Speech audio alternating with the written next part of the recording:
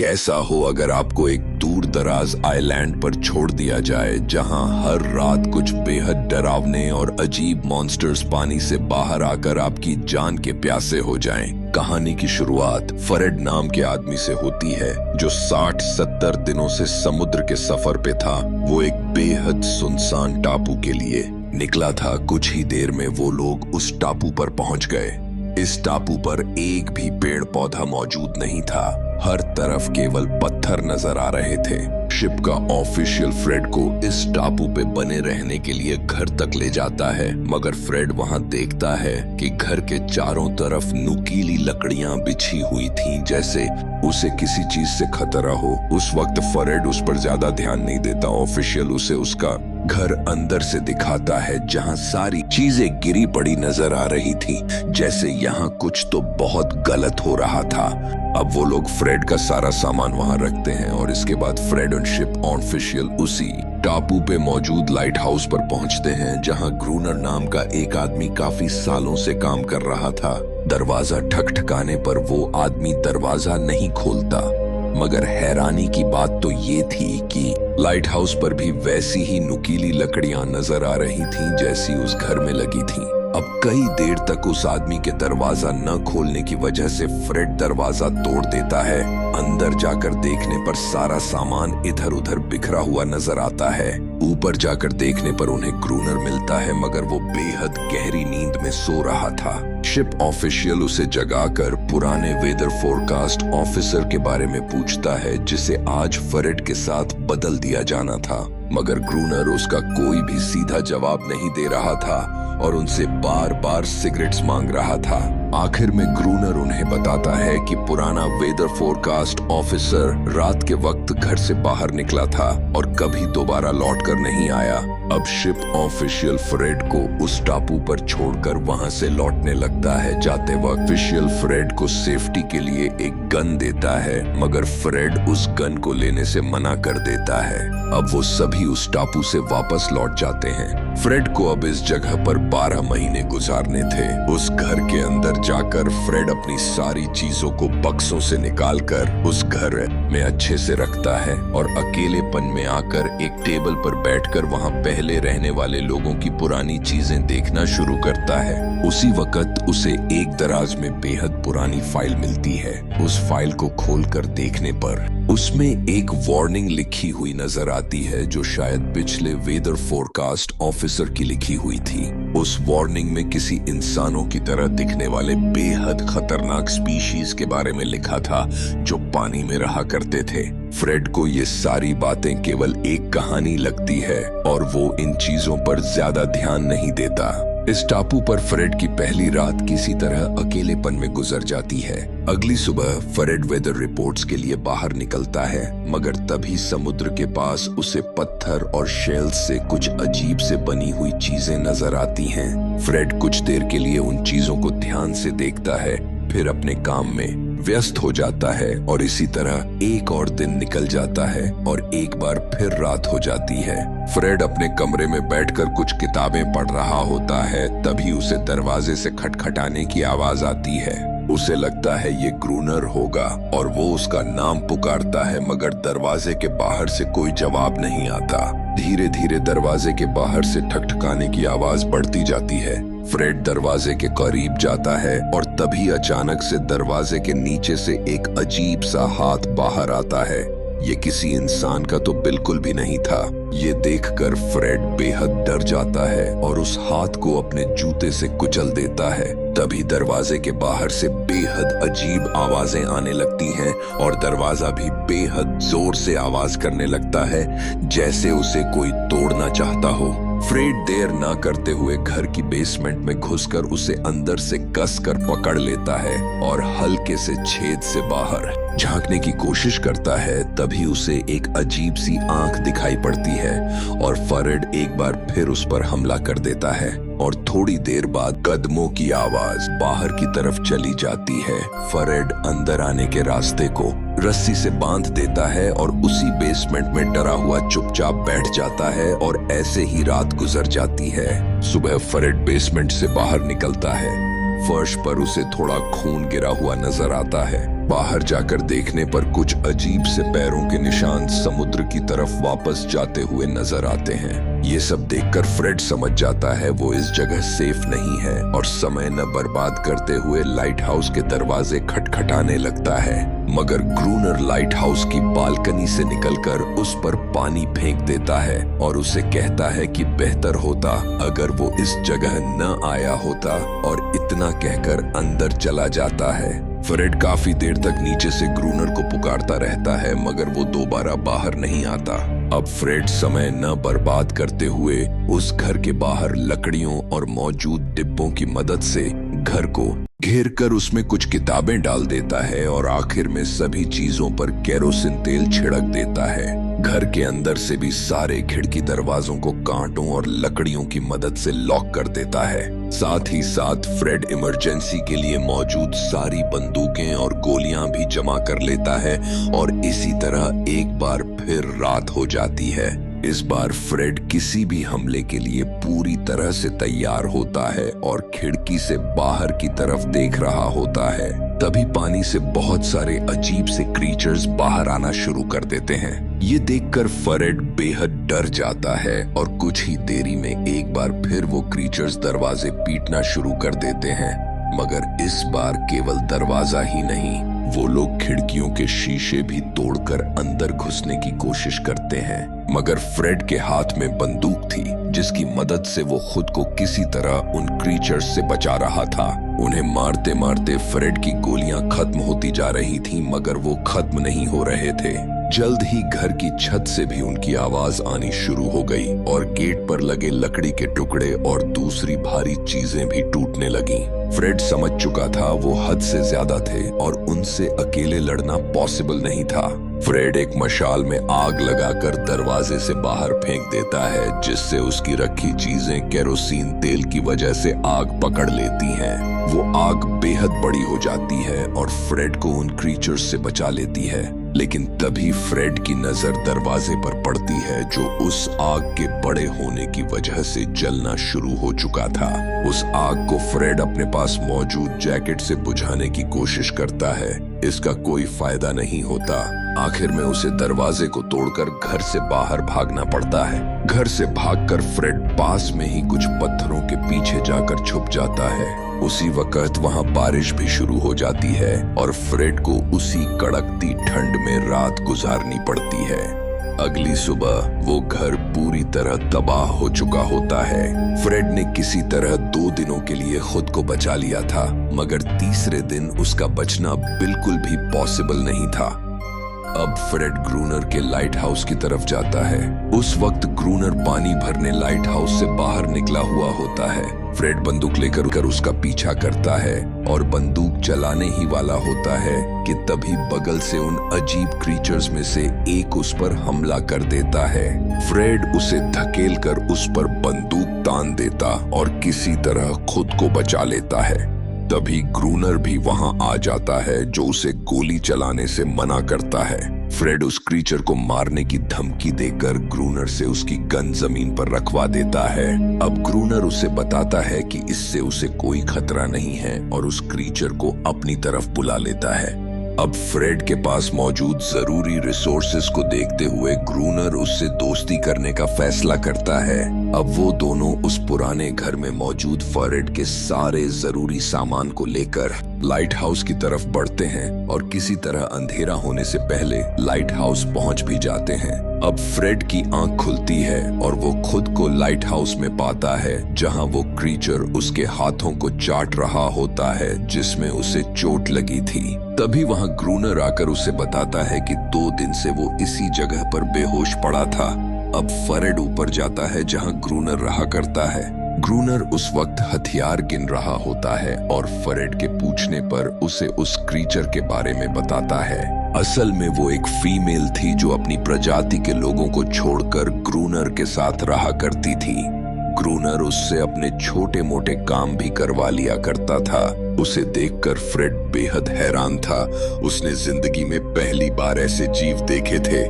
लेकिन Fred confuse भी था। वो ग्रूनर से पूछ रहा था कि वो चाहता तो जो शिप उसे यहाँ छोड़ने आई थी उसमें बैठकर यहाँ से अपनी जान बचाकर निकल सकता था, मगर उसने ऐसा क्यों नहीं किया।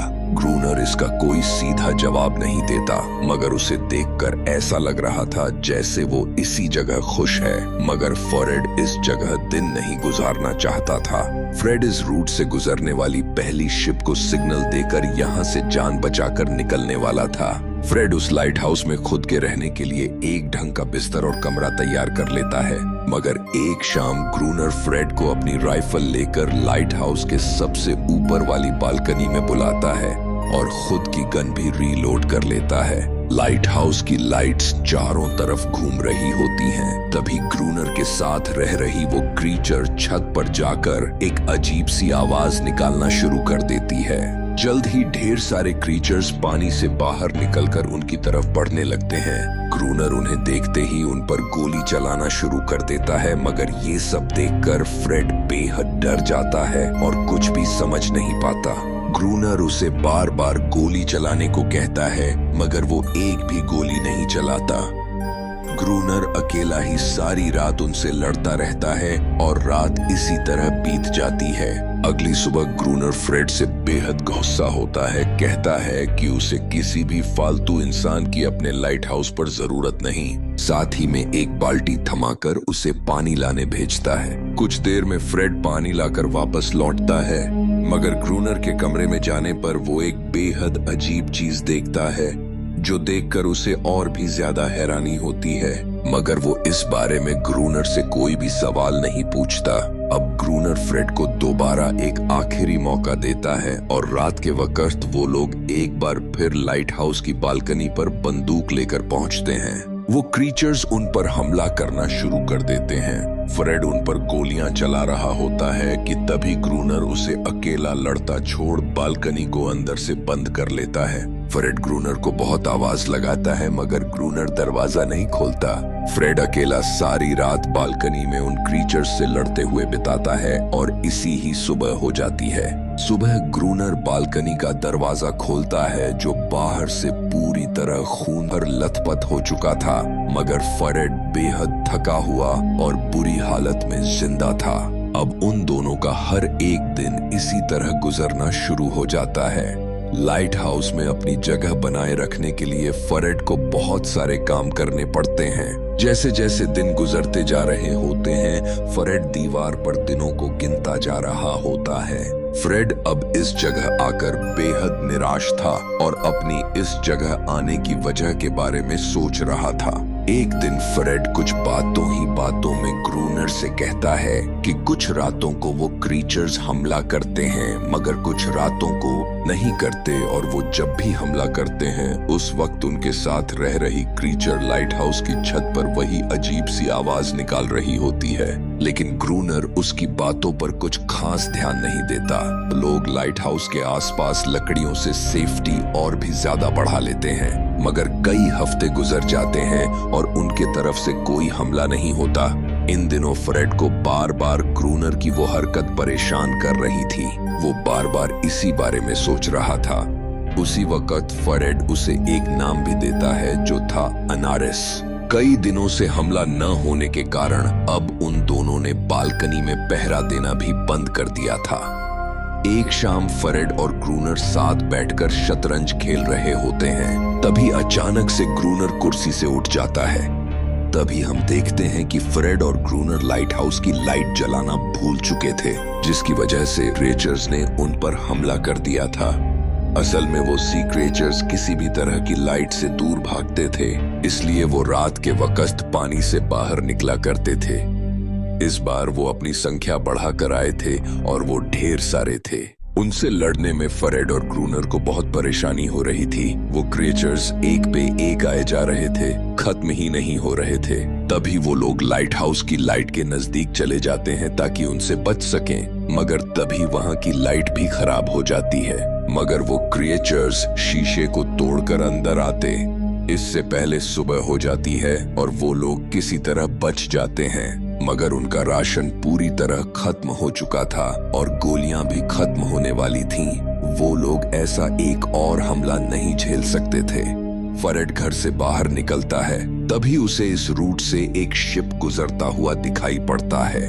उसे देखते ही फरेड समय न बर्बाद करते हुए अंदर भागता है और बाहर आकर फ्लेयर गन चलाने ही वाला होता है कि तभी ग्रूनर उसे ऐसा करने से रोक लेता है और आखिर में उससे गन भी छीन लेता है।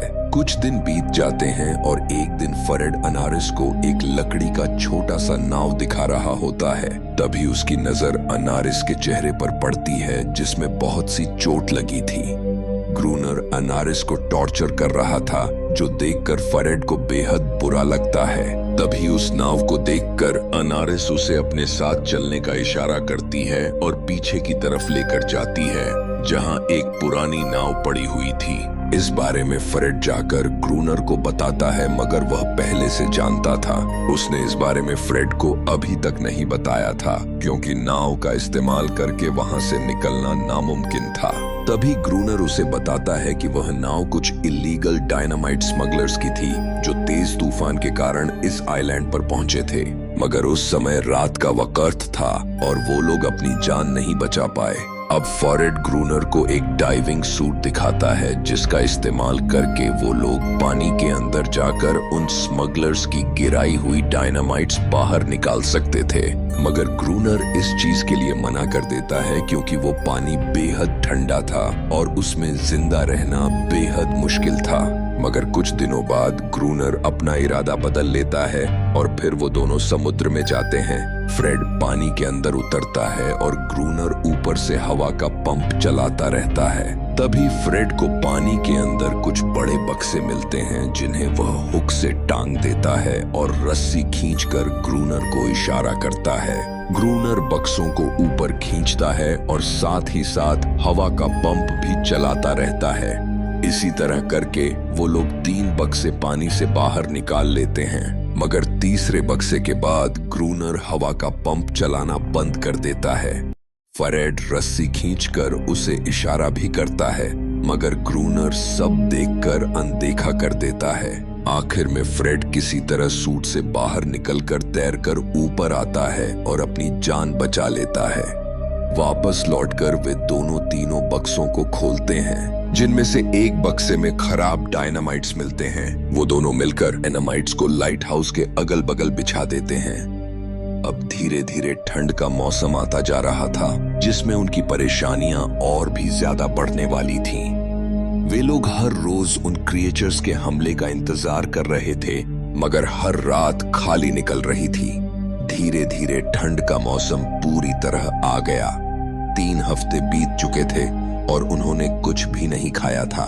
ग्रूनर अपना सारा गुस्सा हर बार की तरह इस बार भी अनारिस पर उतार देता है, जो देखकर फ्रेड को बेहद बुरा लगता है। अब वे दोनों एक नई चाल चलते हैं।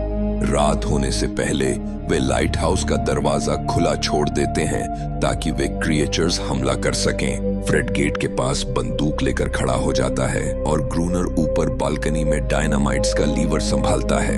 ग्रूनर अनारिस को वही अजीब सी आवाज निकालने के लिए फोर्स करता है। तभी अचानक से उन क्रिएचर्स का हमला शुरू हो जाता है। वे क्रिएचर्स बहुत ही तेजी से अंदर की तरफ आने लगते हैं, मगर जब ग्रूनर डायनामाइट्स का लीवर दबाता है, तब वह काम नहीं करता। ग्रूनर बंदूक का इस्तेमाल करके उन्हें संभालने की कोशिश करता है। इतने में फरेड आकर लीवर के कुछ तारों को जोड़ता है और लीवर को दबा देता है, जिसकी वजह से डायनामाइट्स फटने लगते हैं और बहुत ज्यादा तबाही मच जाती है। अगली सुबह वे दोनों बेहोशी से उठते हैं और वहां पड़ी सभी क्रिएचर्स की लाशों को पूरी तरह से खत्म कर देते हैं। अब फरेड को उन क्रिएचर्स के लिए अफसोस होने लगता है। वह इस तरह जाने लेना नहीं चाहता था। अगली रात उन्हें समुद्र से उन क्रिएचर्स के रोने की आवाजें आती हैं, जैसे वे शोक मना रहे हों। फिर कुछ दिनों बाद वे क्रिएचर्स शाम के वक्त पानी से बाहर आते हैं, मगर इस बार वे हमला करने नहीं आए थे। इस बार वे समझौते के लिए आए थे, मगर तभी पीछे से ग्रूनर उन पर हमला करना शुरू कर देता है और वे सभी एक बार फिर डरकर पानी में वापस चले जाते हैं। ये बात फ्रेड को बिल्कुल भी पसंद नहीं आती और वह ग्रूनर से लड़ने लगता है, मगर आखिर में फ्रेड उसे उसकी पुरानी बुरी यादें फिर से याद दिला देता है, जो सुनकर ग्रूनर को बेहद बुरा लगता है और आखिर में वह खुद उन क्रिएचर्स के बीच जाकर अपनी जान दे देता है। इसी तरह फ्रेड को आए हुए 12 महीने बीत जाते हैं और फिर एक दिन वहां कुछ लोग वेदर फोरकास्ट ऑफिसर को बदलने के लिए पहुंचते हैं। इतने दिनों से अकेले रह रहा फ्रेड पूरी तरह सदमे में जा चुका होता है और उसी समय वर्ल्ड वॉर की शुरुआत हो चुकी होती है। वे लोग फ्रेड को उस आइलैंड से वापस भेज देते हैं। यहीं हमारी कहानी खत्म होती है। जाते जाते हमारे चैनल को सब्सक्राइब करना न भूलें।